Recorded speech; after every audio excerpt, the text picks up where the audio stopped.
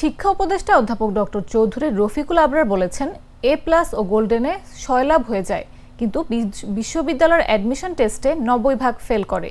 এমনভাবে শিক্ষা ব্যবস্থা গড়ে তুলতে হবে যাতে করে শিক্ষার্থীরা যে মার্ক অর্জন করেছে তাই পাবে। রাষ্ট্র তাকে খয়রাতি কোনো মার্ক দেবে না। আমরা এই সস্তা জনপ্রিয়তা নেয়ার সেটা করব না।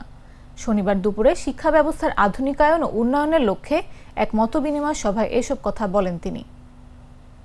কি অবস্থা বিরাজ করছে এই মানে বাংলাদেশের শিক্ষাক্ষেত্রে, যে ওই বিশেষ চ্যাপ্টারটা তো আমরা সেখান থেকে আমরা নেব।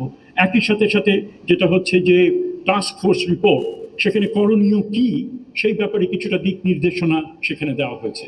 কাজে এই যে বিভিন্ন সূত্র, একদিক থেকে হচ্ছে আগের কমিশনগুলোর রিপোর্ট, দ্বিতীয়ত হচ্ছে এই যে টাস্ক ফোর্স এবং হোয়াইট পেপার এবং টাস্ক ফোর্সের রিপোর্ট, এবং তৃতীয়ত এই যে একটা বিরাট যে একটা উৎস, তথ্যের উৎস, ইনসাইটসের উৎস, এই যে আপনাদের যে লব্ধ যে লিভড এক্সপেরিয়েন্স শিক্ষা নিয়ে, এবং সেখানে ছাত্র থেকে শুরু করে একেবারে যারা রাজনৈতিক দলগুলো তাদের যে বক্তব্য, সেগুলোকে আমরা ধারণ করে আমরা নিশ্চয়ই আমরা এমন এক কিছু নীতি প্রণয়ন করব যার কিছু হলেও আমরা বাস্তবায়ন করে যাব, এবং বাকিগুলো আমরা রেখে যাব রাজনৈতিক দলগুলো তারা।